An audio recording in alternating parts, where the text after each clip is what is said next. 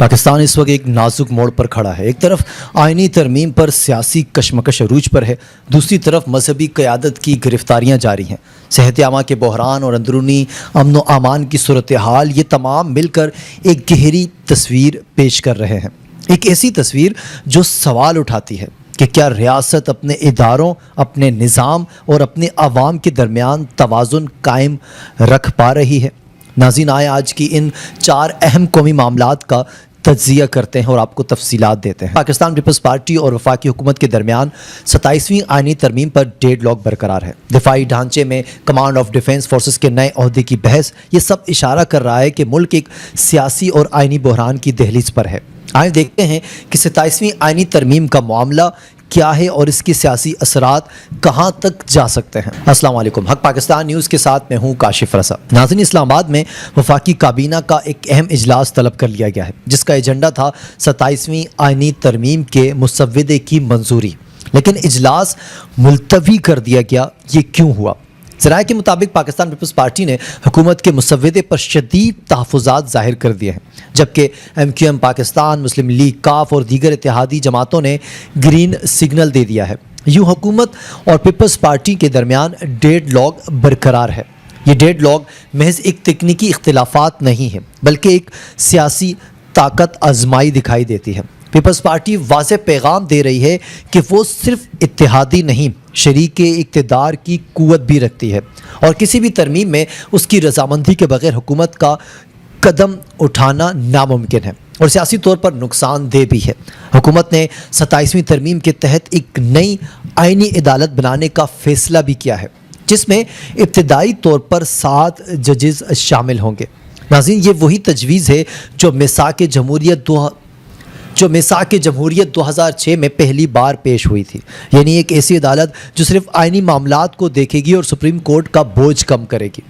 नाज़रीन, मुजव्वज़ा मंसूबे के मुताबिक जजेस की रिटायरमेंट उम्र 68 साल होगी, जो सुप्रीम कोर्ट के जजों से 3 साल ज़्यादा है।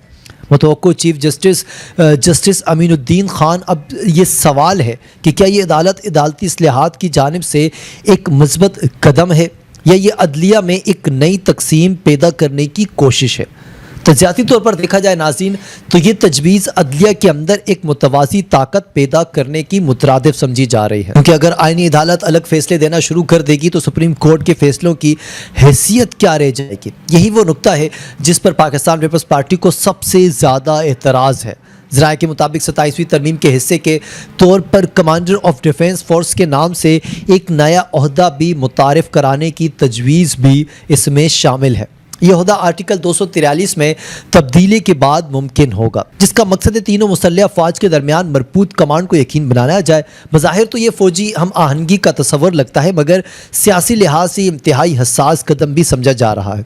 तज्ज़ियाकारों के मुताबिक अगर ये तरमीम मंजूर हुई तो अस्करी क़यादत के अंदर ताकत की नई तरतीब भी पैदा हो सकती है। ये वो नुक्ता है जहाँ पीपल्स पार्टी और दीगर सियासी जो कुव्वतें हैं वो भी मुहताद है, क्योंकि आइन में अस्करी ढांचे से मुतालिक हर तब्दीली मुस्तकबिल में ताकत के तवाज़ुन को मुतासिर कर सकती है।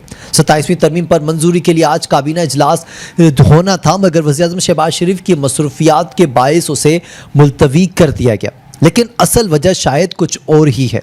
ज़राए के मुताबिक हुकूमत इत्तेहादियों के दरमियान मुकम्मल इत्तेफाक राय के बगैर इजलास नहीं बुलाना चाहती, क्योंकि तरमीम की मंजूरी के लिए सियासी इत्तेहाद होना इस वक्त बहुत ज़रूरी है और पीपल्स पार्टी फ़िलहाल साथ देने के लिए तैयार नज़र नहीं आती। ये ताख़ीर दरअसल इख्तिलाफात छुपाने की हिकमत अमली है।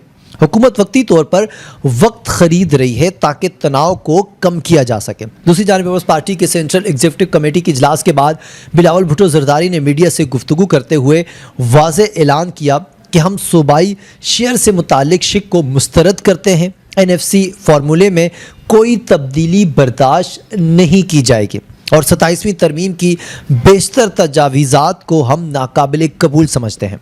ये बयान हुकूमत के लिए एक खुला इंतबाह भी था। बिलावल भुट्टो दरअसल ये बावर करवा रहे हैं कि पीपल्स पार्टी अपनी सूबाई खुद मुख्तारी पर समझौता नहीं करेगी। ये वही मौक़िफ़ है जो पार्टी ने 18वीं तरमीम के वक्त भी अपनाया था। नाज़रीन, तजाती तौर पर देखा जाए तो पीपल्स पार्टी इस वक्त एक सियासी तवाज़ुन कायम करने की कोशिश भी कर रही है। एक तरफ हुकूमत के साथ इत्तेहाद बरकरार रखना भी ज़रूरी है, तो दूसरी जानिब अपनी अवामी मकबूलियत को बरकरार रखना भी चाहती है। अगर वो तरमीम की गैर मशरूत हिमायत कर देती है तो उससे सियासी पस मंज़र में मुल्क के अंदर एक और वाक़या भी सामने आ सकता है। नाज़रीन, अब बात करते हैं एक दूसरे वाक़े की। सुन्नी इत्तेहाद कौंसिल के रहनुमा साहबजादा हामिद रज़ा की गिरफ्तारी का वाक़या। फैसलाबाद पुलिस के मुताबिक वो मुख्तलिफ मुकदमात में मतलूब थे और 9 मई के एहतजाजी वाक़यात में हसास इदारों पर हमलों के इल्ज़ामात में उन्हें 40 साल कैद की सज़ा भी सुनाई जा चुकी है। मगर सवाल ये है कि गिरफ्तारी अब क्यों हुई? क्या ये अदालती अमल का नतीजा है या फिर सियासी माहौल का दबाव? नाज़रीन, ये गिरफ्तारी एक ऐसे वक्त में सामने आई है जब हुकूमत पहले ही अपोजिशन रहनुमाओं के खिलाफ सख्त इक़दामात पर तनकीद की जद में आ चुकी है। नाज़रीन, तजाती तौर पर देखा जाए तो ये गिरफ्तारी मजहबी सियासत में एक खामोश पैगाम भी समझा जा सकता है कि रियासत के ख़िलाफ़ किसी भी मुज़ाहिमत को अब सख्ती से कुचला जाएगा और बर्दाश्त नहीं किया जाएगा।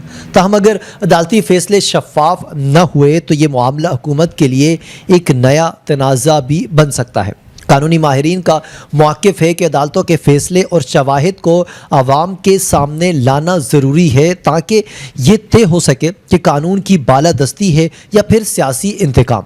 नाज़रीन, दूसरी जानिब सिंध में डेंगी बहरान रियासती नाकामी की एक और शक्ल बनता जा रहा है। जब सियासी क़यादत इक़्तिदार की खींचा तानी में मसरूफ़ है, लेकिन सिंध में अवामी सेहत एक और जंग लड़ती नज़र आती है, डेंगी के ख़िलाफ़ जंग।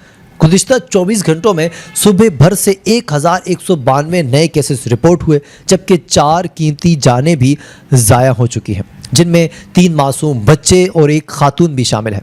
नाज़रीन, रवां साल अमवात की कुल तादाद 25 तक जा पहुंची है, जबकि मुतासरीन 10,000 से ज़्यादा तजावज़ कर चुके हैं। कराची और हैदराबाद से इस वक्त डेंगी के सबसे बड़े मराकज़ बन चुके हैं। अस्पतालों के बिस्तर कम पड़ते दिखाई देते हैं, टेस्ट मराकज़ पर रश बहुत ज़्यादा है और आवाम बेयारो मददगार है। ये सब एक संगीन निज़ामी नाकामी का मज़हर भी है। नाज़रीन, इसी दौरान सिंध के ज़िला घोटकी में कच्चे के इलाके में शर गैंग के ख़िलाफ़ पुलिस का एक बड़ा ऑपरेशन भी हुआ। 12 डाकू मौके पर मारे गए, एक पुलिस एहलकार शहीद हुआ और 3 ज़ख्मी हुए। यह कार्रवाई उस खूनी वाक़े के बाद शुरू की गई जिसमें शर गैंग के 7 अफराद को कत्ल किया था। पुलिस का कहना है कि यह ऑपरेशन डाकुओं के मुकम्मल खात्मे तक जारी रहेगा, जबकि मुतादिद ठिकानों को आग लगा दी गई है। नाज़रीन, ये कार्रवाई जाहिर करती है कि कच्चे के इलाके अब भी रियासती कंट्रोल से मुकम्मल तौर पर बाहर हैं या फिर पर इतना कंट्रोल नहीं। तजज़ियाकारों के मुताबिक ये सिर्फ पुलिस का नहीं बल्कि पूरे निज़ाम का इम्तिहान भी है, क्योंकि जब तक इन ग्रोहों के सहूलतकारों और सियासी पुष्टपनाही करने वाले अनासरों के ख़िलाफ़ कार्रवाई नहीं की जाती तो तब तक ये जराइम पेशा नेटवर्क ख़त्म नहीं किए जा सकते। नाज़रीन, ये थी हमारी आज की वीडियो। मज़ीद अपडेट के लिए देखते रहे हक़ पाकिस्तान न्यूज़। काशिफ़ रज़ा को इजाज़त दीजिए। अल्लाह हाफ़िज़।